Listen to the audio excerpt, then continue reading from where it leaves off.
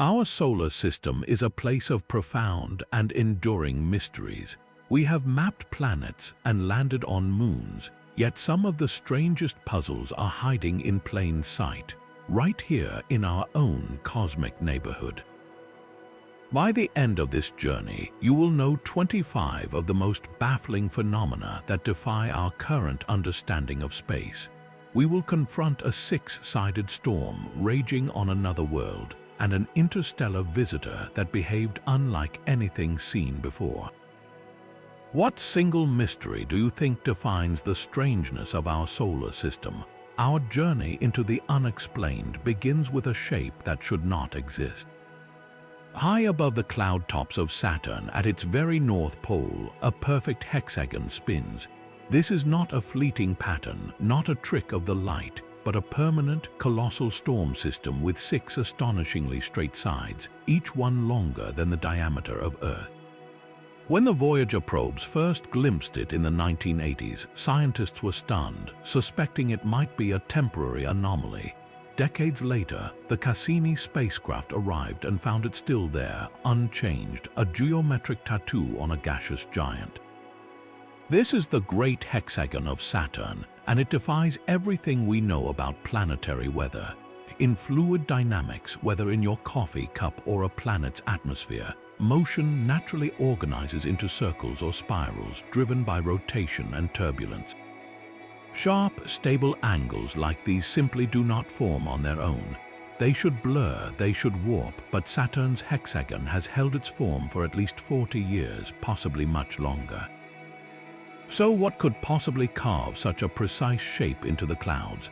The leading theory suggests a standing wave pattern, much like the harmonic vibrations that create shapes on a vibrating plate of sand. In this idea, differences in wind speed at various latitudes could set up a stable wave with six peaks, pinning the jet stream into this bizarre polygon. Yet, even the most sophisticated computer models struggle to replicate the hexagon's razor-sharp corners and incredible longevity. It is as if we are looking at a fundamental piece of physics we do not yet understand, painted across a world a billion kilometers away. This persistent puzzle reminds us that some of the universe's greatest mysteries are not hidden in distant galaxies, but are swirling right here in our celestial backyard, waiting for an explanation. While Saturn's hexagon is a mystery of form, another event reminds us of the raw, chaotic power hidden within our solar system. On the morning of June 30th, 1908, in a remote part of Siberia near the Tunguska River, a blinding fireball streaked across the sky. Moments later, a cataclysmic explosion ripped through the atmosphere with the force of a 10 to 15 megaton bomb, a blast 1,000 times more powerful than the atomic weapon dropped on Hiroshima. The shockwave flattened over 2,000 square kilometers of ancient forest, snapping 80 million trees like matchsticks and radiating outward from a central point in a stunning butterfly pattern. Windows shattered hundreds of kilometers away, and the night skies across Europe and Asia glowed for days, so bright that people could read newspapers at midnight. Yet when scientists finally reached the epicenter over a decade later, they found something deeply puzzling. There was no crater. The ground was scorched and littered with fallen timber, all pointing away from a central zone, but the Earth itself was virtually untouched. This absence is the core of the Tunguska mystery. What could unleash such unimaginable devastation without leaving a single, definitive scar? The leading and most accepted theory is an airburst. A relatively small object, perhaps a stony asteroid or the icy nucleus of a comet around 60 meters wide, entered Earth's atmosphere at a shallow angle and tremendous speed. The intense heat and pressure of re-entry caused it to explode in mid-air, several kilometers above the ground, releasing all its colossal kinetic energy in a single, searing flash. This explains the lack of a crater and the pattern of destruction, but it leaves critical questions unanswered. What was the object made of? A stony asteroid would likely have left fragments, but despite numerous searches, no significant meteoritic material has ever been conclusively linked to the event. A comet composed mostly of ice and dust could have vaporized completely, but its typical trajectory and brightness don't perfectly match eyewitness accounts. This gap in certainty has, over the decades, allowed more exotic ideas to flourish, from a rogue fragment of antimatter to the passage of a microscopic black hole, or even the catastrophic failure of an alien spacecraft. While these fringe theories lack evidence, their persistence highlights just how anomalous Tunguska remains. The event was a wake-up call, a dramatic demonstration that Earth exists in a cosmic shooting gallery. It directly inspired the first modern scientific studies of near-Earth objects and continues to shape our planetary defense strategies today, reminding us that the next Tunguska is not a matter of if but when. The Tunguska event was a deafening roar from the cosmos, a momentary shattering of our quiet sky. But what if the universe has also tried to whisper? In the late summer of 1977, a radio telescope at Ohio State University known as the Big Ear was silently scanning the heavens, listening for any sign of intelligence beyond our world. On the night of August 15th, its patience was rewarded with something extraordinary. For exactly 72 seconds, a powerful, focused radio signal surged through the receiver. It was not the broad, messy static of natural cosmic noise, but a pure, narrowband signal, precisely at the frequency of neutral hydrogen, which scientists had long theorized would be a logical calling card for any civilization trying to make contact. The telescope's computer printed the signal's intensity as a string of letters and numbers, and when volunteer astronomer Jerry R. Amon reviewed the data days later, he was stunned. Circling the sequence, he wrote a single, emphatic word in the margin, "Wow." That annotation gave the signal its immortal name. The WOW signal appeared to come from the direction of the constellation Sagittarius, and it matched the predicted profile of an artificial, extraterrestrial transmission so perfectly that it ignited immediate excitement. Yet, that excitement was met with profound and enduring silence. Astronomers pointed every available dish toward that same patch of sky, listening for a repeat, for a follow-up, for any confirmation. They heard nothing. The signal never returned. In the decades since, scientists have chased down every conceivable natural explanation. Could it have been a reflection from a passing satellite or a piece of space debris? The signal's characteristics and the telescope's fixed design make that unlikely. Was it an emission from a comet? 2 comets were suggested years later, but their positions did not align with the precise point in the sky the Big Ear was observing. Each proposed solution has failed to fully account for the signal's unique properties, leaving it in a haunting limbo. The WOW signal stands as a solitary blip on the cosmic radar, a one-time event that perfectly fit the template for contact and then vanished without a trace. It is a ghost in the machine of our search, a reminder of how vast and quiet the universe truly is, and how a single, unanswerable whisper can echo louder than any explosion. That solitary whisper from the stars leaves us listening into a profound silence, but sometimes the clues we seek are not in the distant cosmos, but on the world next door. Mars, our rusty neighbor, holds 2 of the most compelling and culturally resonant mysteries in the solar system, one written in chemistry and the other carved from stone and shadow. The first is a ghostly scent in the thin Martian air, methane. On Earth, the vast majority of atmospheric methane is produced by living organisms from microbes to livestock. So when our robotic explorers, from orbiters to the Curiosity rover, began detecting sporadic plumes of this gas in the Martian atmosphere, the implication was electrifying. It was a potential signature of life, a biological whisper from beneath the red soil. Yet the mystery deepened because the methane did not behave as expected. It appeared in localized patches and then vanished, sometimes spiking dramatically before fading away. If it were constantly produced by microbes, we would expect to see a steady, global background level. This fleeting nature points to other possibilities. The gas could be released from geological processes like a phenomenon called serpentinization, where certain rocks react with water deep underground to produce methane. Or it could be ancient methane trapped in icy cages called clathrates for eons, occasionally released when the temperature or pressure changes. Each explanation tells a different story, one of hidden biology or of a geologically active, water-rich past. The search for the source of Martian methane is a high-stakes detective story, where every new measurement by a rover like Perseverance brings us closer to an answer that could redefine our place in the universe.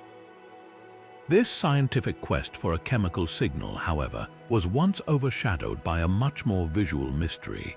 In 1976, NASA Viking 1 orbiter was mapping a region called Cydonia when it beamed back an image that stopped the world.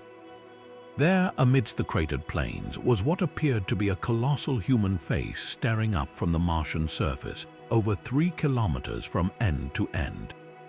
The public imagination ignited with visions of a lost civilization, a monument left by ancient Martians. This was the face on Mars, and it became a cultural icon, a symbol of our deepest hopes and fears about the Red Planet.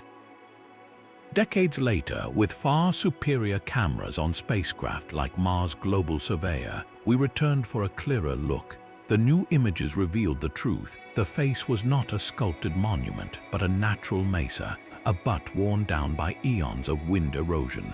Its famous features the result of angled sunlight and low resolution. This was a powerful lesson in a psychological phenomenon called pareidolia, our brain's hardwired tendency to find familiar patterns like faces in random shapes. We see the man in the moon, the dragon in the clouds, and for a time, a giant face on Mars.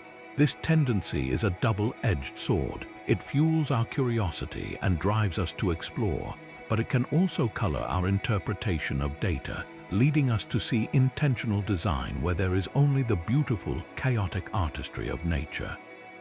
Together, these two Martian mysteries represent the dual nature of our exploration, the rigorous search for hard scientific data, like an elusive gas, and the powerful, sometimes misleading, pull of our own human imagination. Mars teaches us to question what we see and what we sense, but sometimes the universe's mysteries are not found in images or atmospheric gases, but in the silent drift of a spacecraft itself. For decades, two pioneering robotic explorers, Pioneer 10 and Pioneer 11, carried a secret in their flight data. After they completed their historic flybys of Jupiter and Saturn, these durable craft began their long, lonely journeys out of the solar system. As they coasted into the deep cold, NASA scientists tracking their radio signals noticed something profoundly odd. Both spacecraft were slowing down slightly more than anyone had predicted. They were experiencing a tiny but constant additional acceleration, not away from the sun, but directly back toward it. It was as if an invisible, gentle hand was tugging them backward. This discrepancy was minute, less than a billionth of the gravity you feel on Earth, but over millions of kilometers, it added up to a significant navigational drift. This was the Pioneer anomaly, and for over 20 years it haunted physicists and engineers. Was it a sign of new physics, perhaps a flaw in our understanding of gravity itself? Could it be evidence of dark matter's gravitational pull, or some other cosmic influence we had not accounted for? The anomaly became a classic scientific detective story, with researchers proposing everything from modifications to Einstein's theory of relativity to the influence of unseen dimensions. The true breakthrough came not from grand cosmic theories, but from meticulous, painstaking engineering. A team of scientists led by Slava Turyshev began a monumental effort recovering decades-old telemetry data, original design documents, and even old software to build an impossibly detailed thermal model of the Pioneer spacecraft. Their conclusion was elegantly simple and humbling. The culprit was heat, specifically anisotropic thermal radiation. The spacecraft were powered by radioactive plutonium, and their electronic systems generated warmth. This heat radiated away from the craft, but not perfectly evenly. Slightly more thermal photons were bouncing off the back of their large dish antennas, pushing forward, than were emitted from the front. This tiny imbalance created a minute thrust, a gentle photon breeze that was constantly braking the Pioneers, pulling them sunward. While this explanation is now widely accepted, solving the Pioneer anomaly was far from a trivial exercise. It forced us to account for every conceivable variable in deep space navigation, to model spacecraft behavior with a precision never before attempted. This decades-long puzzle, born from a faint tug on two distant probes, ultimately sharpened our tools for exploring the cosmos, proving that sometimes the most profound answers are found not in rewriting the laws of physics, but in finally learning to listen to the quietest whispers of our own machines. The Pioneers' solved mystery was a triumph of engineering precision, but our solar system holds boundaries that defy even our best models. Far beyond the orbit of Neptune, in the cold, dark realm of the Kuiper Belt, astronomers have mapped a cosmic shoreline, a place where the expected sea of icy worlds simply ends. This is the Kuiper Belt Cliff. For billions of kilometers, this vast donut-shaped region is populated with frozen leftovers from the solar system's birth, objects like Pluto and its kin. Based on our understanding of how the planets formed, scientists predicted the number of these objects would gradually thin out the farther you traveled from the sun, like a fading crowd dispersing from a city center. Instead, what they found was an abrupt and startling drop-off. At a distance of roughly 50 astronomical units, or about 7.5 billion kilometers out, the population of detectable objects falls off a cliff. It is not a gentle decline, it is a precipitous edge, as if someone built a wall in the outer solar system and swept everything from the other side clean. This sharp boundary makes no sense. The primordial disk of dust and gas that birthed our planets should have scattered material much farther out, leaving a vast, sparse field of icy bodies extending for hundreds of astronomical units.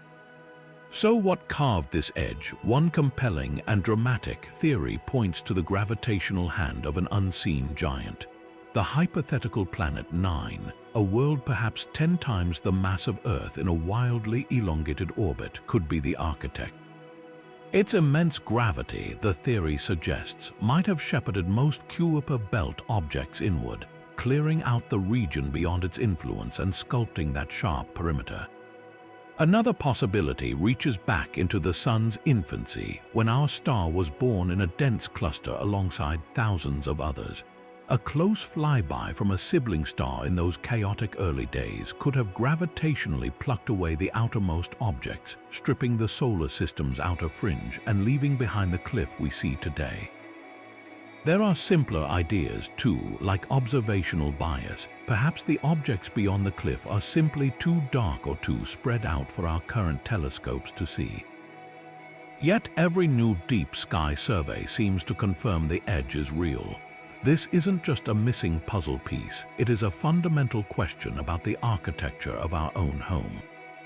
The Kuiper Belt Cliff is a silent testament to a violent or rearranged past, a borderland in the dark whose very existence challenges the story we thought we knew about how everything here came to be.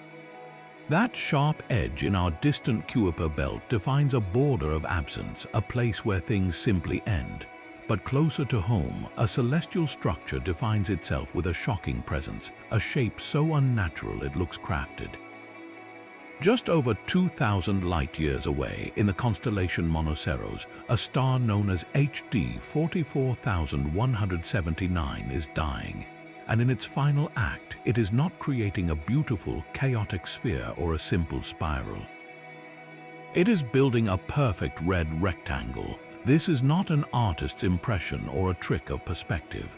The Hubble Space Telescope has given us a crystal-clear portrait, and the image is breathtakingly strange. Two brilliant, opposing cones of gas, typical of what's called a bipolar nebula, form the long sides of the rectangle, but it is the haunting series of straight, dark lines spanning the gap between them, like the rungs of a cosmic ladder, that transforms this object from unusual to utterly inexplicable. This is the Red Rectangle Nebula, and it is one of the most geometrically perfect structures ever observed in nature. So how does a dying star, in the violent and turbulent process of shedding its outer layers, manage to sculpt something with such razor-sharp 90-degree corners? The leading theory is as intricate as the nebula itself. Astronomers believe the central star is actually a close binary system, two stars orbiting each other tightly.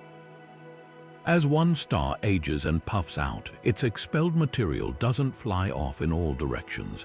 Instead, it is shaped and confined by an incredibly dense, dark disk of dust and gas that encircles both stars like a thick belt.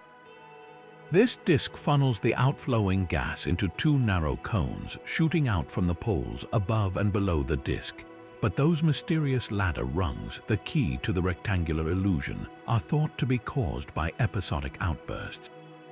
Every few hundred years, the dying star might experience a particularly strong pulse of mass loss. That new material expands outward until it hits the slower-moving gas from the previous pulse, creating a visible shock wave, a sharp boundary. A series of these pulses over millennia could create that sequence of evenly spaced lines, the rungs in the ladder. Yet, even with this elegant model, the perfection of the geometry remains deeply puzzling. The angles are so precise, the lines so straight and parallel, that it challenges our understanding of how symmetrical such a chaotic process can truly be. It stands as a stunning reminder that the universe, in its infinite complexity, is capable of producing architecture that looks for all the world like it was drawn with a straight edge and a compass, a geometric ghost glowing in the depths of space. Geometric perfection in a dying star challenges our imagination, but our own moon holds flashes of mystery that have been witnessed for centuries. These are the transient lunar phenomena, or TLPS, fleeting glows, flashes, and color changes that dance across the barren lunar landscape, only to vanish without a trace. As far back as 1787, the famed astronomer Sir William Herschel reported seeing red, glowing points on the dark side of the moon, which he believed could be volcanic eruptions. In the modern era, both amateur astronomers and Apollo astronauts have logged similar strange sightings, brief patches of haze or unexplained brightness in specific craters like Aristarchus and Alphonsus. Even rarer are photographs that seem to capture these elusive events, adding a tantalizing layer of evidence to what are often dismissed as tricks of the eye. So what could possibly be causing these ghostly lights on a world we thought was geologically dead? The moon is not entirely inert.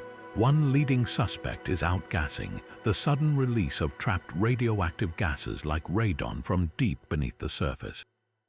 As this gas vents into the vacuum, it could disturb the ultra-fine lunar dust, creating a temporary, shimmering cloud that catches the sunlight. Another straightforward explanation is the constant peppering of meteorite impacts. A sizable space rock striking the surface at tremendous speed would create a brief, brilliant flash of light, visible from Earth. Then there are more exotic possibilities tied to the moon's strange environment. Electrostatic phenomena could be at play as solar wind charges the dusty lunar soil, perhaps causing it to levitate and spark in ways we don't fully understand. And sometimes the answer is beautifully simple, a trick of the light known as Earthshine, where sunlight reflected from our own blue planet softly illuminates a lunar feature in an unusual way. The core challenge with TLPS is their very nature. They are transient. By the time a large telescope is swung toward the reported location, the glow is almost always gone, leaving no permanent evidence to analyze. This has made them a fringe topic for decades, caught between compelling eyewitness reports and a frustrating lack of hard data. That is finally set to change. With a new era of lunar exploration, plans are underway for continuous global monitoring of the moon's surface using networks of orbiters and even surface cameras. This constant watch will finally allow scientists to catch these events in the act, correlating them with seismic data, gas sensors and impact detectors. The mystery of the moon's fleeting lights may soon have a definitive answer, revealing whether our closest companion is still whispering with faint geological activity or simply playing tricks on us with cosmic light and shadow. While the moon's subtle flickers are a puzzle of observation, another world in our neighborhood presents a meteorological spectacle of staggering violence and speed. Venus is a world of profound contradictions, a planet that rotates so lazily a single day there lasts longer than its entire year, yet is shrouded in an atmosphere that races around the globe at hurricane force. This is the mystery of superrotation. Imagine a planet where the ground itself takes 243 Earth days to complete one full turn, an agonizingly slow waltz. Now look up into its thick, sulfuric acid clouds. Those upper cloud decks are screaming around the entire planet in a mere 4 Earth days, sustained by winds that blast at over 360 kilometers per hour. This means the atmosphere is spinning about 60 times faster than the planet beneath it. It is as if you could stand on the surface, watching the sun crawl across the orange haze over 8 months, while the clouds overhead complete a full lap every 96 hours. The force behind this is immense, a planet-wide hurricane of unbelievable scale. Adding to the strangeness is the cloud pattern itself. For decades, probes have observed a persistent, dark Y-shaped feature in the Venusian clouds, a vast chevron-like stain that stretches across the planet and seems to be tied to this super-rotating frenzy. So what engine drives this atmospheric insanity on a world that spins so slowly it is almost stationary? The leading ideas focus on 2 key forces. The first is thermal tides. On Earth, our tides are primarily gravitational, pulled by the moon. On Venus, the sun's intense heat, trapped by the runaway greenhouse effect, creates colossal pressure waves in the thick atmosphere itself. As the sun heats the atmosphere on the day side, it expands, creating a massive bulge. This bulge tries to follow the sun, but because the planet rotates so slowly, it gets left behind, essentially pushing the atmosphere in the direction of the planet's rotation and helping to accelerate it. The second idea involves momentum transfer from the surface. The slow rotation of Venus's massive body might, through complex friction and turbulence, somehow impart its own minute rotational energy upward into the atmosphere, where it gets amplified and concentrated into those ferocious high-altitude winds. Yet, even combining these theories, our most sophisticated climate models struggle to recreate the sustained ferocity of Venus's superrotation. They can start it, but they cannot keep it going without it sputtering out.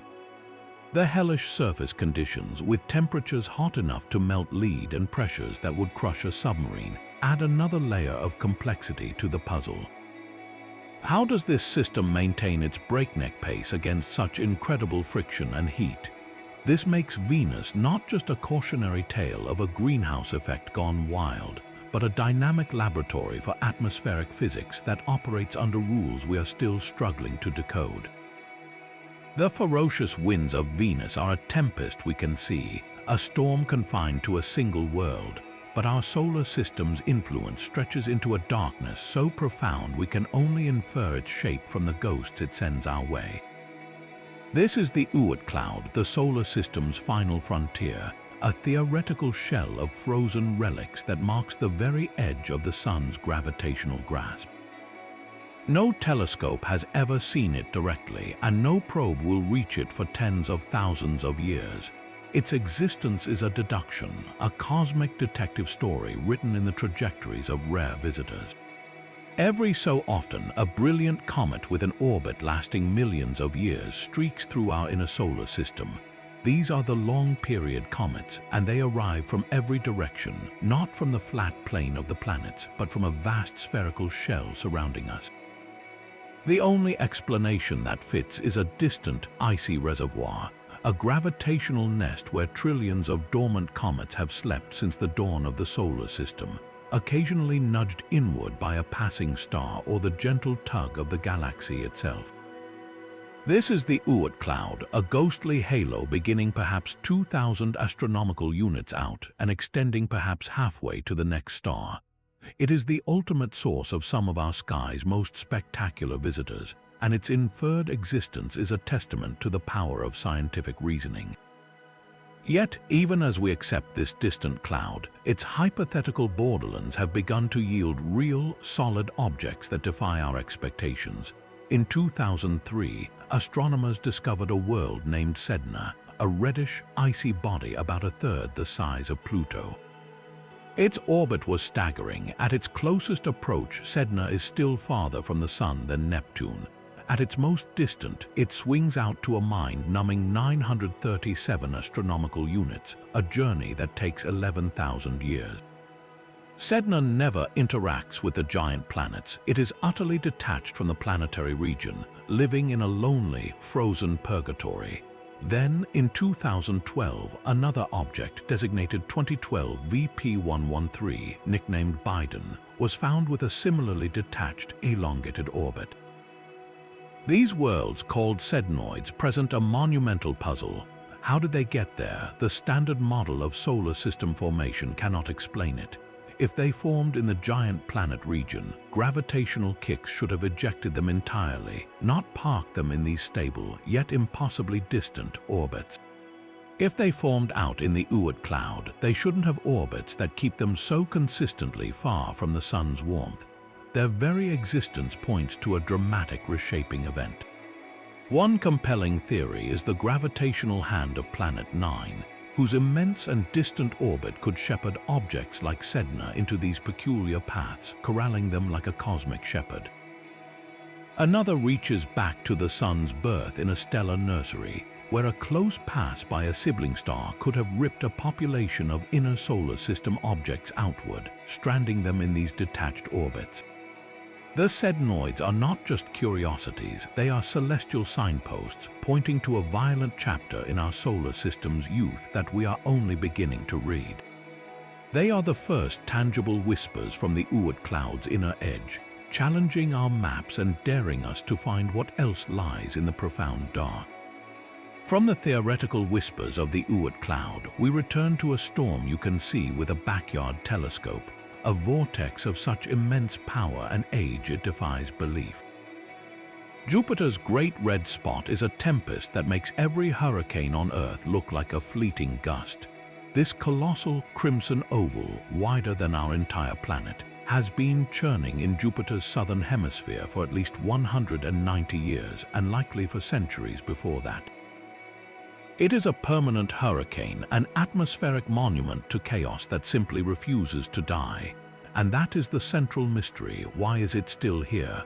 On any world with an atmosphere, storms are born from energy imbalances. They rage, and then they fade, dissipated by friction, by colliding weather systems, or by simply running out of fuel. The Great Red Spot should have sputtered out long ago, its energy sapped by the turbulent cloud bands that race past it. Yet it persists, a defiant island of stability in a raging fluid sea. So what is its secret? What unseen engine keeps this ancient fury alive? The answer may lie not in the clouds we see, but in the depths we cannot. One compelling theory suggests the storm has deep roots, drawing sustenance from Jupiter's internal furnace.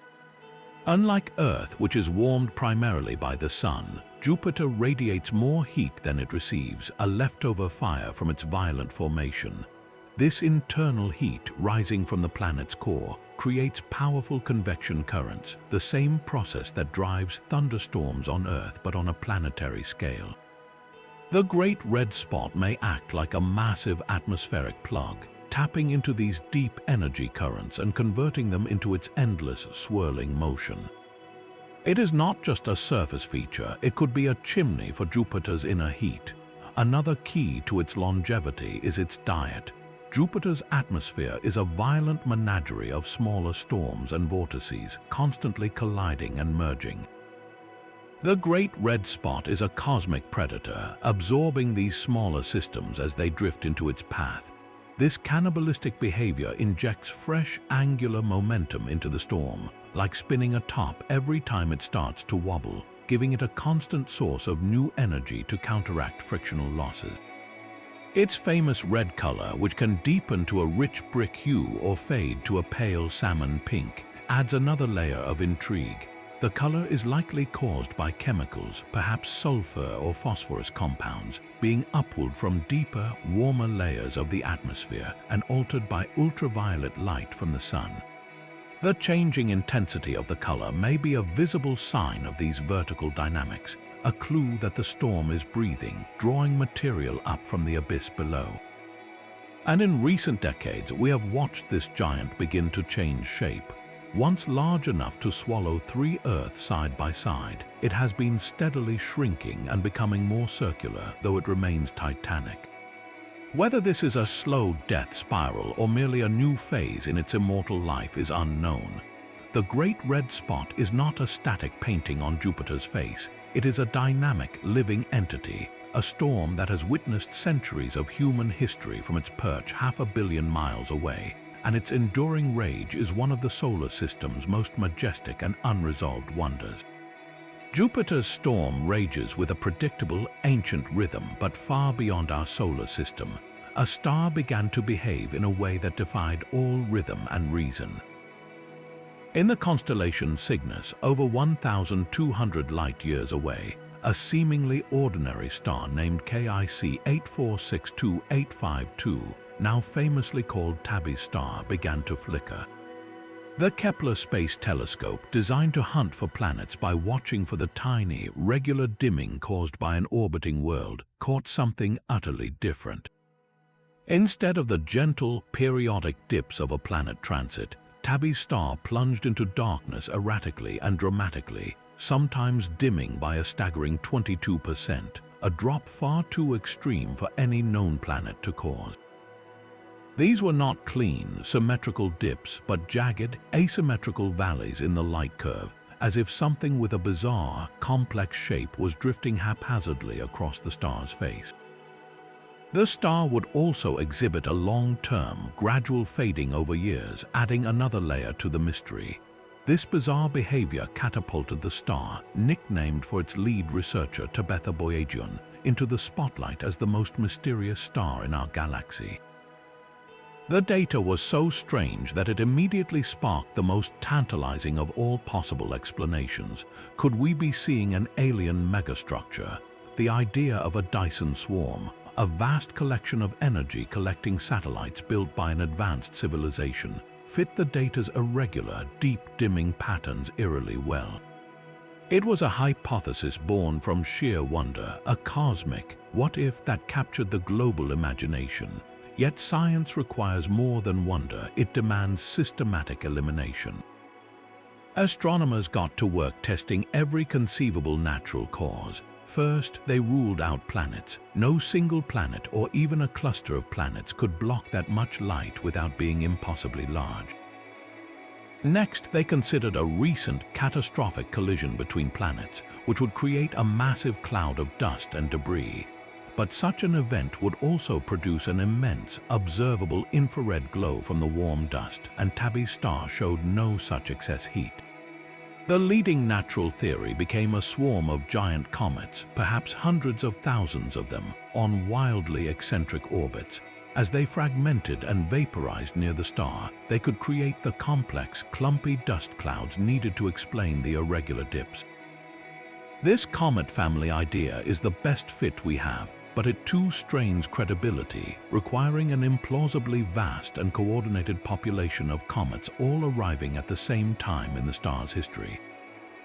Each new observation seems to deepen the puzzle rather than solve it. Subsequent studies have shown the dimming is wavelength dependent, affecting blue light more than red, a clear fingerprint of dust which seems to argue against solid alien megastructures. Yet the exact nature, origin, and orchestration of that dust remain completely unknown. Tabby's star stands as a profound reminder that our galaxy is full of phenomena we have not yet catalogued. A single point of light whose erratic heartbeat challenges our categories and fuels our deepest curiosity about what or who else might be out there building in the dark. Tabby's star presents a mystery of light and shadow across interstellar distances, but far closer to home, two small worlds in our own solar system wear their own stark and puzzling faces. The first is Ceres, the largest object in the asteroid belt and a dwarf planet in its own right. When NASA's Dawn spacecraft arrived in 2015, it revealed a cratered, gray world with a stunning surprise. Scattered across its surface and concentrated within the Ocata crater were brilliant, dazzling white spots shining like cosmic beacons against the dark rock. These were not subtle features, they were intensely reflective, some of the brightest spots in the entire solar system. Initial speculation ran wild. Could they be vast fields of exposed ice or something even more exotic? The data from Dawn provided a clear answer, but also a deeper mystery. The bright material is primarily sodium carbonate, a kind of salt you might find in a dried-up lake bed on Earth. On Ceres, however, this salt forms a vast, brilliant crust. The question is, how did it get there? The leading theories point to recent and possibly ongoing geological activity in Ceres's cold interior. One idea is cryovolcanism, where a slushy mix of water, salts, and mud erupts from a subsurface reservoir, erupting onto the surface before the water sublimates away into space, leaving behind the gleaming salt deposit. The other suggests a subsurface brine reservoir, a global ocean of salty water that occasionally leaks to the surface through cracks, painting the landscape white as it dries. The presence of certain minerals and the apparent youth of the deposits suggest this wasn't a one-time event billions of years ago, but a process that may still be happening. Ceres, once thought to be a dead, inert rock, appears to be a geologically active world, hiding a potentially watery interior and painting its craters with the brilliant, salty evidence of its inner life. While Ceres dazzles with bright spots, another small world presents a contrast so extreme it looks like a celestial yin and yang. This is Iapetus, a moon of Saturn, and its two-tone surface is one of the most visually striking puzzles in the solar system.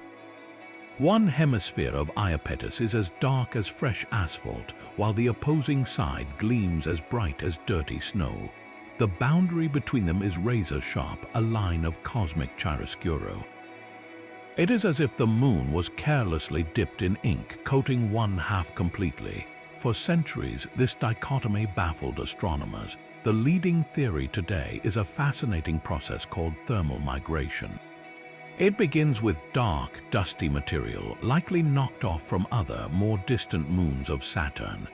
This dark dust drifts inward and slowly coats the leading hemisphere of Iapetus as it orbits. Here is where the feedback loop begins. The dark material absorbs sunlight, warming that region of the surface. This causes any exposed water ice there to sublimate, turning directly from solid to gas and drifting away. As the ice leaves, it exposes more dark material underneath, which absorbs even more heat, causing more ice to vanish. Meanwhile, on the bright, trailing hemisphere, the ice remains cold and stable, reflecting sunlight and staying pristine. Over eons, this process would amplify the contrast, creating the stark division we see. Yet this elegant theory hinges on one major unknown, the source of the original dark material itself. While moons like Phoebe are dark and dusty, the exact mechanism and quantity needed to paint half of Iapetus so completely remains a subject of debate. These two worlds, Ceres with its brilliant, salty whispers and Iapetus with its stark, dual face, remind us that even the smaller members of our solar system family hold profound and active secrets, their surfaces telling stories of hidden oceans, migrating ices, and the delicate thermal ballet of sunlight on a distant rock. In the profound quiet between stars, a visitor arrived. In October 2017, astronomers at the Pan-STARRS telescope in Hawaii spotted a faint point of light moving at breathtaking speed. Its trajectory was not bound to the sun. It was a passerby from another star system entirely, the first object of its kind ever seen. They named it Oumuamua, a Hawaiian term meaning scout or messenger from the distant past. This interstellar wanderer was already speeding away when we found it, giving us only a few precious weeks of frantic observation before it vanished forever into the dark. And in that short time, it managed to upend our expectations completely. First was its shape. By analyzing how its brightness changed dramatically as it tumbled, scientists deduced it was not a roundish lump like most asteroids or comets. It was extraordinarily elongated, perhaps 10 times longer than it was wide, shaped like a cosmic cigar or a flat pancake. Nothing in our solar system looks quite like it. Then came its motion. As Oumuamua slung past the sun and began its exit, something strange happened. Its path could not be explained by gravity alone. It was accelerating very slightly but very definitely, as if an unseen force was giving it an extra push. This is a behavior seen in comets, where sunlight vaporizes ices on the surface, creating jets of gas that act like tiny rocket engines, a process called outgassing.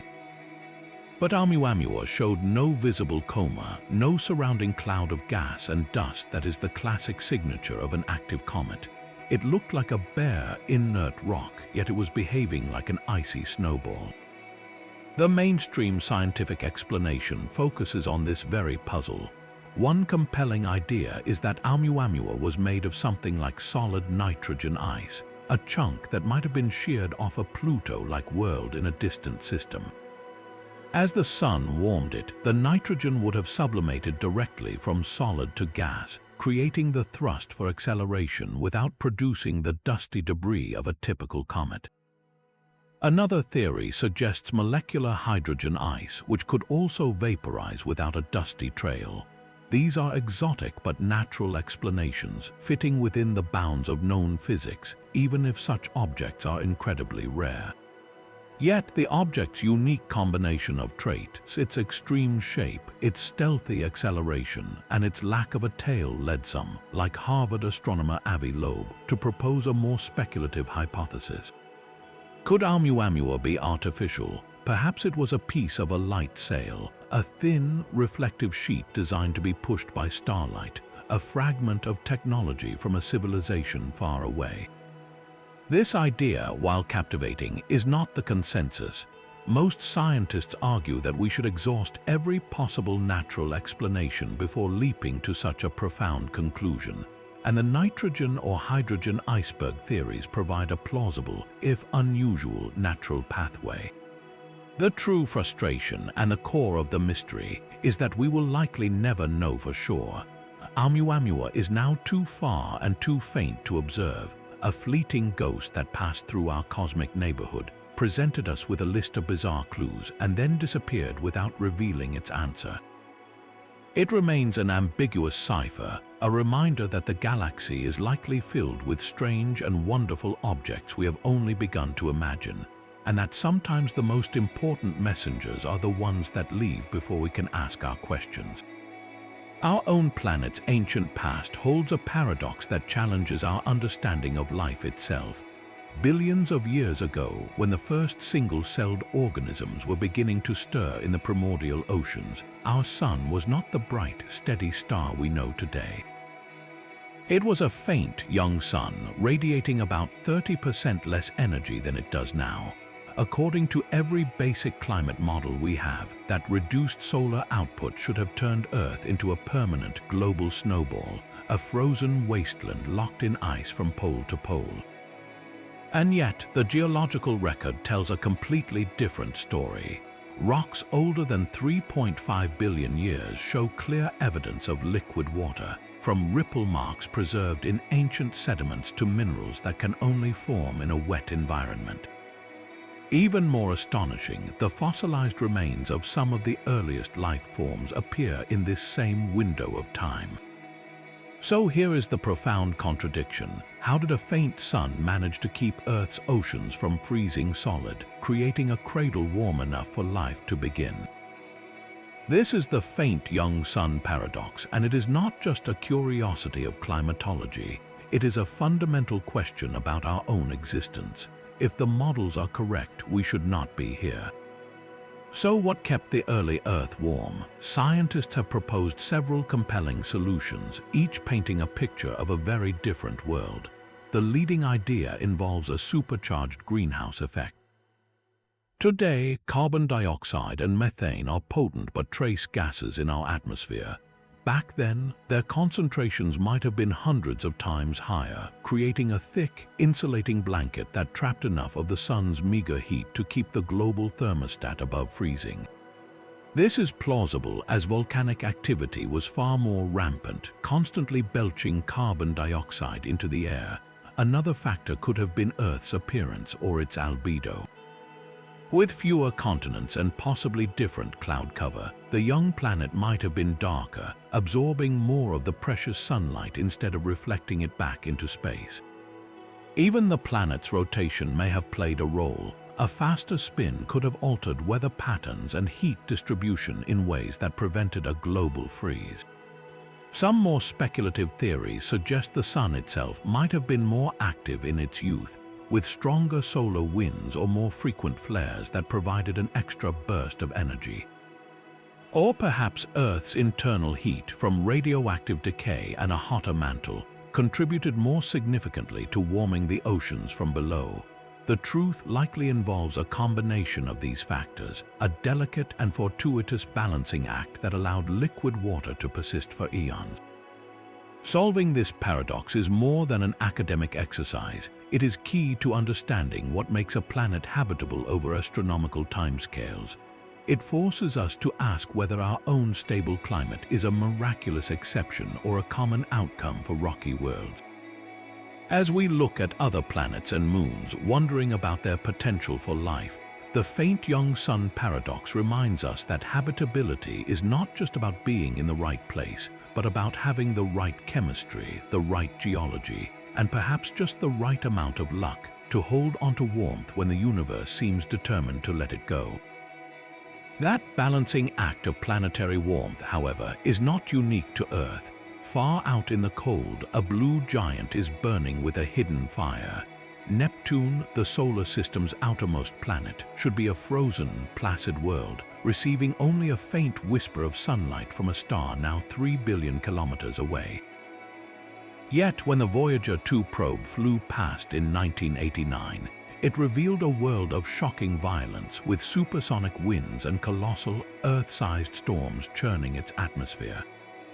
The energy for this fury cannot come from the distant sun alone.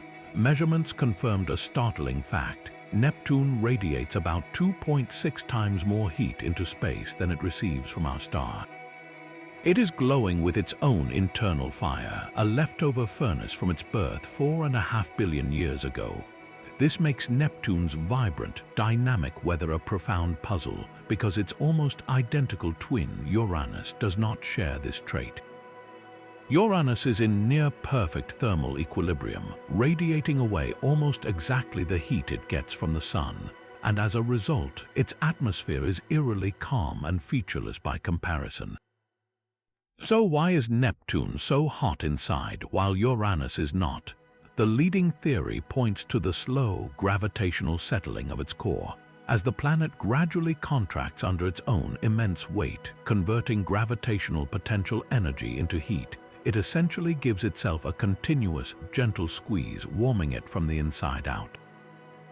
This process, known as the Kelvin-Helmholtz mechanism, also powers the internal heat of Jupiter and Saturn. But if both ice giants formed from similar materials around the same time, why would Neptune still be contracting and radiating so fiercely, while Uranus seems to have settled into a cold slumber? One fascinating possibility involves a truly exotic form of precipitation, diamond rain. Deep within Neptune's atmosphere, under pressures millions of times greater than Earth's, methane molecules are crushed. The carbon atoms are stripped away and compressed into crystalline diamonds, which then fall like glittering hail through the surrounding layers of slushy ice. As these diamonds sink, they release gravitational potential energy in the form of latent heat, warming the interior. This incredible process could be a significant contributor to Neptune's internal furnace. The puzzle is that Uranus should, in theory, experience the same phenomenon. Perhaps the answer lies in a catastrophic event in Uranus's past, like a colossal impact that knocked it onto its side, which somehow disrupted its internal dynamics and allowed its primordial heat to escape more rapidly, leaving it thermally dead. Or maybe the two planets have subtle differences in their internal composition or structure that cause one to retain its heat while the other lost it. The mystery of Neptune's heat is a reminder that even planets that look similar from the outside can have wildly different inner lives, their hidden engines dictating whether their faces are marred by eternal storms or smoothed by an endless cold peace. Neptune's hidden fire speaks to a violent, dynamic past, but the scars on our own moon point to a time when chaos reigned across the entire inner solar system. The lunar surface is a museum of impact craters, a battered testament to a primordial shooting gallery. But among those ancient wounds, scientists see evidence for a cataclysmic event so intense it has its own name, the Late Heavy Bombardment. The theory suggests that roughly 4 billion years ago, long after the planets had formed, a sudden and terrifying storm of asteroids and comets rained down on the Moon, Mercury, Venus, Earth, and Mars. This wasn't the gradual tailing off of impacts from the solar system's formation. It was a violent resurgence, a second act of destruction that reshaped young worlds. The evidence comes from dating the lunar rocks brought back by the Apollo missions. Many of the samples from the vast, dark lunar Maria, the solidified lava plains that filled giant impact basins, cluster around the same ancient age, about 3.8 to 4 billion years old. This implies that many of the Moon's largest basins were carved out in a relatively narrow window of time, a spasm of colossal violence. So what could have caused such a delayed and furious assault? The leading and most dramatic explanation is called the Nice Model, named for the city in France where it was developed. This theory paints a picture of a solar system in motion. In its early days, the giant planets Jupiter, Saturn, Uranus, and Neptune are thought to have formed much closer together in more circular orbits. Their gravitational dance, however, was unstable. As they interacted with the vast sea of leftover planetesimals surrounding them, they began a grand migration. Jupiter moved slightly inward, while Saturn, Uranus, and Neptune drifted outward. This planetary shuffle would have been a gravitational earthquake. When Saturn and Jupiter eventually fell into a specific orbital resonance, their synchronized tugs sent powerful waves through the solar system. This chaos violently scattered the primordial asteroid belt and the distant Kuiper belt, flinging countless icy and rocky bodies inward like a cosmic shotgun blast, straight into the paths of the terrestrial planets.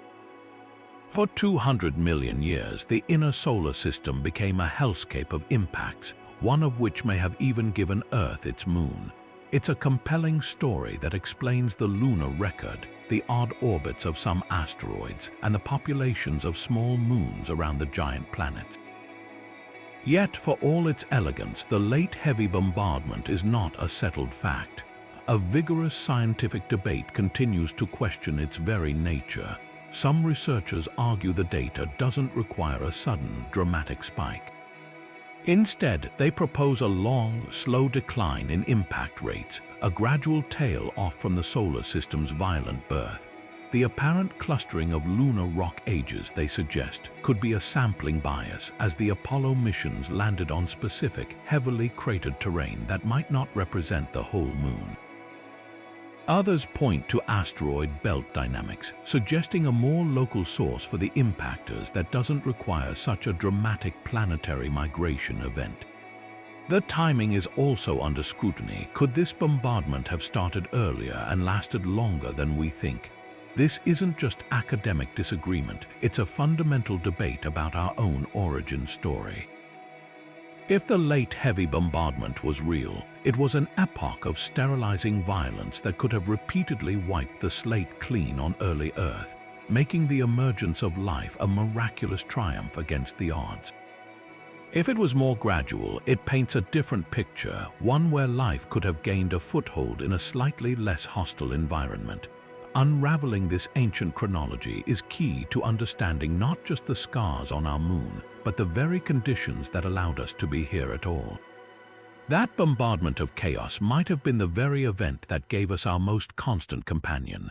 The origin of the moon is one of the oldest questions in astronomy, and the answer we have settled on is as violent as it is beautiful. The leading theory, the giant impact hypothesis, tells a story of cosmic catastrophe. In the solar system's turbulent youth, a young, still molten Earth shared its orbit with a rogue world roughly the size of Mars, now named Theia. Gravitational tugs eventually sent Theia on a collision course, and it struck our planet a glancing, titanic blow. The impact was not a direct hit, but a sideswipe that vaporized Theia's core and a significant portion of Earth's mantle, blasting a colossal plume of superheated rock and metal into orbit. In the fiery aftermath, this swirling disk of debris, a ring of molten rock around our wounded planet, quickly coalesced under its own gravity, cooling to form the moon we see today. This elegant story explains so much: the moon's lack of a substantial iron core, its lower density compared to Earth, and the angular momentum of the Earth-Moon system. It paints our satellite not as a captured stranger, but as a piece of our own world born from destruction. Yet, for all its explanatory power, this theory has a glaring problem, a mystery written in the very atoms of lunar rock. When scientists analyze the chemical fingerprints, the isotopic compositions, of elements like oxygen, tungsten, and titanium in moon rocks brought back by Apollo, they find something startling. They are nearly identical to those on Earth. This is deeply puzzling. If the moon is mostly made from the remains of Theia, and Theia formed in a different part of the solar system, its isotopic signature should be different, just as Mars and asteroids have distinct signatures. So why does the moon look so much like Earth's mantle? One possibility is that Theia just happened to have an almost identical composition to the early Earth, a cosmic coincidence that seems statistically unlikely. The other, more favored idea is that the impact was so incredibly energetic and turbulent that the debris from both bodies became thoroughly and completely mixed before coalescing, homogenizing their chemistry into a single, uniform blend. This requires a more violent, higher energy impact than some early models suggested. This isotopic puzzle has given rise to alternative ideas. Could it have been a hit-and-run collision with a much larger, faster-moving impactor? Or perhaps the moon is the product of not one, but several smaller, successive giant impacts, each adding material to a growing disk around Earth, a serial creation story that might better explain the mixing. Some even explore the idea of a high angular momentum impact that left Earth spinning so fast it formed a rocky donut, a synestia from which both Earth and Moon later condensed. The takeaway is profound: the birth of our moon, an event so foundational to Earth's history, its tides, its stable climate, and perhaps even the rhythm of life itself, is not a closed chapter. It is an active mystery, a detective story where the clues are locked in ancient rocks, waiting for the next sample return mission or computer model to tilt the scales toward one of these epic origin tales. That violent birth left our solar system cloaked in a persistent, ghostly veil. Long after sunset or before dawn, in skies free of light pollution, you can sometimes see a faint triangular glow rising from the horizon along the path the sun and planets travel. This is the zodiacal light, a soft cone of illumination often mistaken for the first hint of morning, but it is sunlight reflected from billions upon billions of tiny dust particles that fill the inner solar system. For centuries, its source was a subject of pure speculation.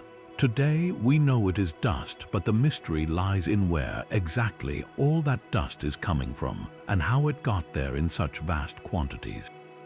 The leading suspects are comets and asteroids. As comets, especially those from the Jupiter family, swing close to the Sun, their ices vaporize, releasing trapped dust in magnificent tails. Meanwhile, out in the asteroid belt, constant, slow-motion collisions grind rocks down into fine powder. Both processes are like cosmic sandblasters, filling the void with debris. Recent data from missions like JAXA Hayabusa probe strongly suggests that the bulk of the zodiacal dust originates from these Jupiter family comets and asteroid collisions. Yet, the exact contribution from each source remains unclear. How much comes from cometary tails versus grinding asteroids? The balance is critical because it tells us about the ongoing activity and erosion rates of these small bodies, the silent background hum of destruction in our solar system. Even more puzzling is the journey of the dust itself. These particles don't just float in place, they are subject to a subtle but relentless force called the Poynting-Robertson effect. As a dust grain orbits the Sun, it absorbs sunlight from the front and re-radiates that energy in all directions. This acts as a tiny brake, causing the grain to slowly lose orbital energy and spiral inward, eventually to be consumed by the Sun. This process creates a constant, flowing river of dust from the outer solar system toward the center. But the dynamics are incredibly complex. The gravity of planets, especially Jupiter, can shepherd and trap dust in certain resonances, creating clumps and voids in the cloud. Solar radiation pressure can push smaller grains out entirely. We lack a complete model that can account for all the observed structure and intensity of the zodiacal light, this ethereal glow that is, in essence, the solar system slowly devouring its own dusty remains. It is a reminder that even the empty spaces between planets are not truly empty, but filled with the fine, drifting ash of countless unseen collisions, a luminous fog born from perpetual, silent destruction. That silent, dusty river flows past planets whose very postures tell stories of ancient violence. Uranus presents one of the most visually striking oddities in our entire system. It spins completely on its side. With an axial tilt of 98 degrees, this ice giant doesn't so much rotate as roll along its orbit like a cosmic billiard ball. This radical posture creates a seasonal cycle of almost unimaginable extremes. For roughly 21 Earth years, one pole of Uranus is bathed in continuous sunlight, a single, endless day that lasts for a generation. Meanwhile, the opposite hemisphere is plunged into a deep, frigid night of equal length. Only during the brief equinoxes, when the Sun shines directly over the equator, does Uranus experience anything resembling a normal day-night cycle. This bizarre orientation is a profound puzzle.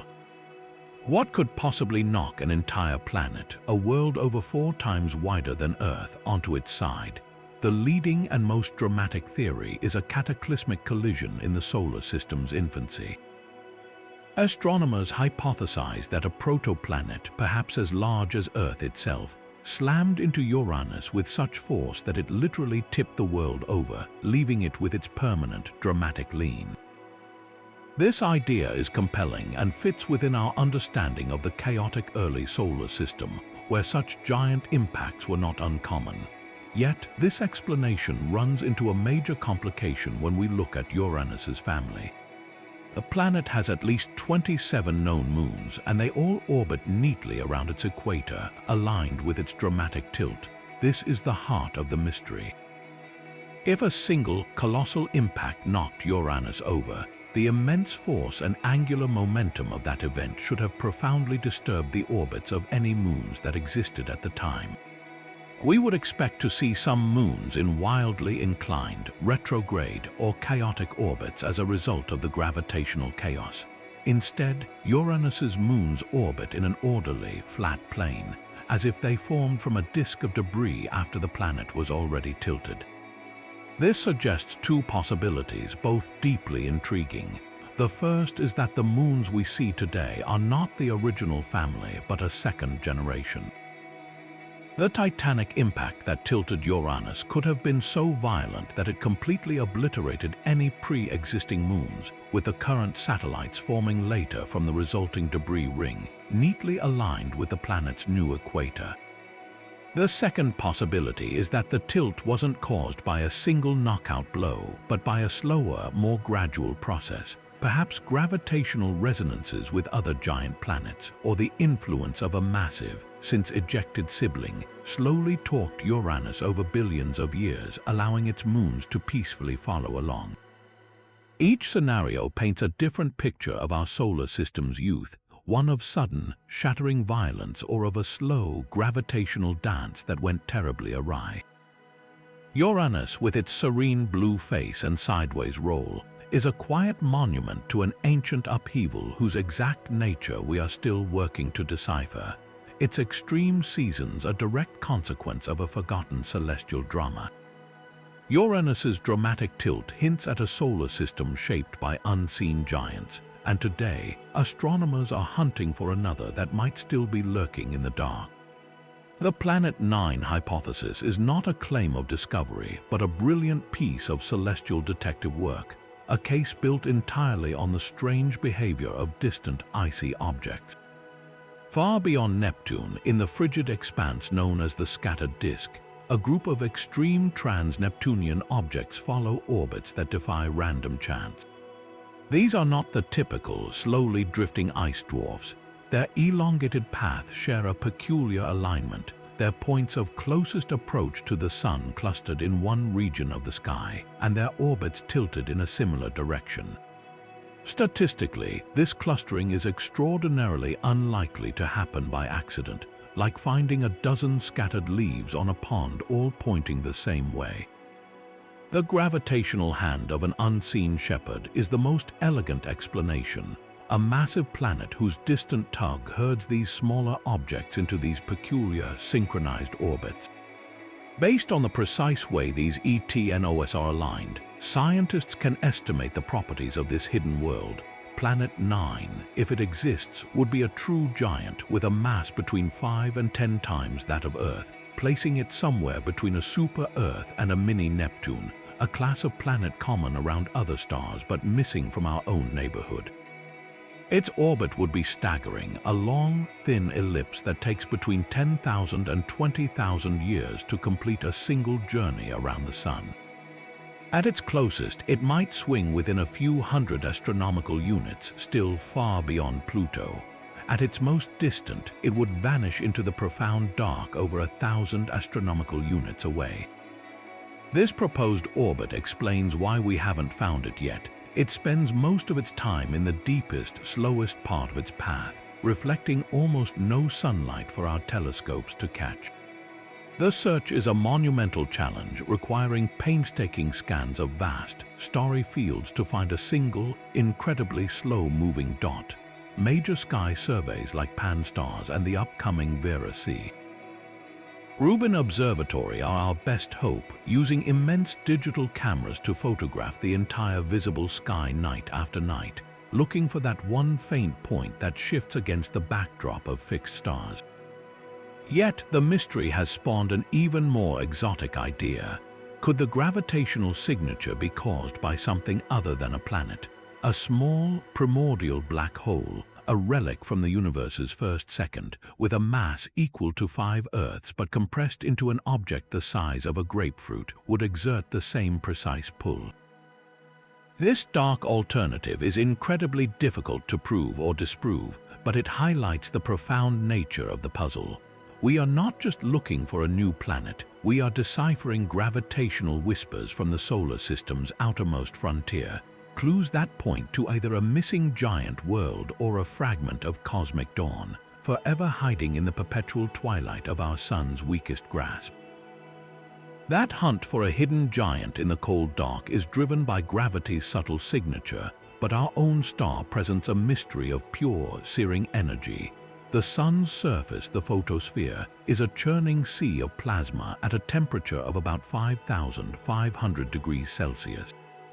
It is blindingly hot by any human measure, Yet, if you rise just a few thousand kilometers above that brilliant surface into the wispy outer atmosphere, the corona, something impossible happens. The temperature soars not by a little but by a factor of hundreds, reaching well over 1,000,000 degrees. This is the coronal heating problem, and it defies basic intuition. It is as if you walked away from a roaring campfire and a few steps out found yourself inside a blast furnace. Heat should flow from hot to cold, not the other way around. So what invisible engine is cooking the sun's outer atmosphere to such unimaginable temperatures? Scientists have two prime suspects, and the answer likely involves both. The first mechanism is a storm of tiny, relentless explosions called nanoflares. The sun's magnetic field is incredibly complex, constantly tangling, breaking, and reconnecting. Each time these magnetic field lines snap and reconnect, they release a burst of energy. We see the large versions as spectacular solar flares. But theorists propose that the corona is heated by a constant rain of minuscule versions, nanoflares, each far too small for our telescopes to see individually. But together, they could provide a continuous drizzle of energy, enough to superheat the entire corona. The second suspect is a kind of magnetic wave energy. The sun's convective churning, like a pot of boiling water, sends powerful vibrations rippling through its magnetic field. These magnetohydrodynamic waves travel upward along magnetic loops into the corona, where their energy dissipates as heat, like ocean waves crashing on a shore and turning motion into warmth. Think of plucking a taut guitar string. The vibrations travel along it, and if you could dampen those vibrations at the top, that energy would be released as heat. The sun's magnetic fields act like those strings, and the corona is where the vibrations finally dissipate. The great challenge for solar physicists is determining which of these two processes is the dominant chef in this cosmic kitchen. Does the heat come primarily from a constant crackle of tiny magnetic explosions, or from the steady drumbeat of magnetic waves? This isn't just an academic puzzle. The corona is the source of the solar wind, that stream of charged particles that flows past Earth and shapes our space weather. Understanding how the corona is heated is fundamental to predicting solar storms that can disrupt satellites and power grids. This is why missions like NASA's Parker Solar Probe are so revolutionary. By flying closer to the sun than any spacecraft before, diving repeatedly through the corona itself, it can taste the plasma and measure the magnetic fields in situ, searching for the direct signatures of nanoflares or the telltale damping of waves. Each scorching pass sends back data that brings us closer to solving this fundamental paradox of our star, a mystery that asks how a place that looks like the end of the fire can, in fact, be where the true inferno begins. While the sun's corona burns with a paradoxical heat closer to home, the very geometry of our orbit holds spaces of profound quiet, places where gravity itself is cancelled into perfect stillness. These are the Lagrangian points, cosmic parking spots where the gravitational pulls of the Earth and the Sun balance perfectly with the orbital motion of any object placed there. Among these, the points known as L4 and L5 are special. They are stable, meaning an object there will tend to stay there, gently oscillating in a gravitational bowl. For decades, scientists theorized that these stable points should act as celestial vacuum cleaners, slowly accumulating the fine dust that permeates interplanetary space, the same dust that creates the zodiacal light. Over time, they should have gathered into faint, permanent clouds orbiting the Sun alongside Earth. In the 1960s, Polish astronomer Kazimierz Kordylski claimed to have photographed just such ghostly accumulations at Earth's L5 point, and they bear his name today. But confirming the existence of these Kordylski clouds has proven maddeningly difficult. They are not dense, bright nebulae, but the most tenuous of gatherings, more like a faint haze of individual particles reflecting sunlight. Their elusive glow is easily drowned out by the glare of zodiacal light, atmospheric interference, and the overwhelming brightness of nearby stars. modern attempts to spot them have yielded contradictory results, some satellite instruments detecting faint excesses of light that could be the clouds, while others see nothing but empty space. This is the mystery of the empty Lagrangian points. Do these stable gravitational bowls hold significant permanent clouds of dust, or are they nearly vacant? If the clouds are real, why are they so faint and patchy?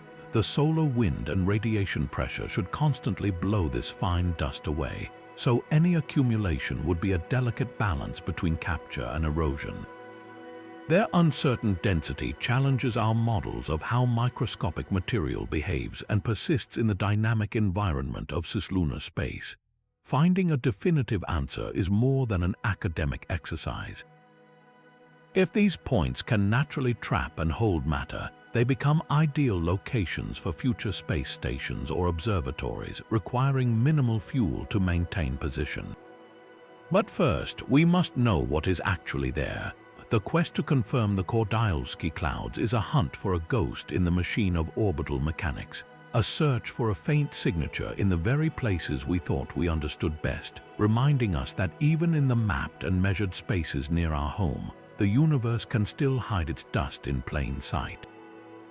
From ghostly dust clouds to a hypothetical giant world, these 25 unexplained phenomena paint a portrait of a solar system far stranger and more dynamic than we ever anticipated. We have wandered from the geometric perfection of a dying star's final breath to the ancient, raging storm on Jupiter that refuses to die. We have traced the paths of interstellar visitors and pondered the violent collisions that may have built our moon. Each mystery, whether a faint chemical whisper from Mars or the profound tilt of an ice giant, represents a frontier of our understanding. These are not mere gaps in our knowledge, they are invitations. Every unexplained hexagon, every anomalous acceleration, every silent point of light is a question that propels science forward, driving the design of new telescopes, the plotting of daring spacecraft missions, and the birth of revolutionary theories. They remind us that our cosmic neighborhood is not a static museum but a living, evolving puzzle. The universe, even our own small corner of it, retains a magnificent capacity to surprise and humble us. Which of these mysteries captures your imagination the most? Is it the haunting possibility of Planet 9, silently shaping the solar system's edge, or the fleeting, unanswerable wow signal? Share your thoughts below, and if you crave more journeys into the unknown, be sure to subscribe. The next great discovery is out there, waiting in the data stream of a probe or the next gaze through a telescope, ready to rewrite our story once again.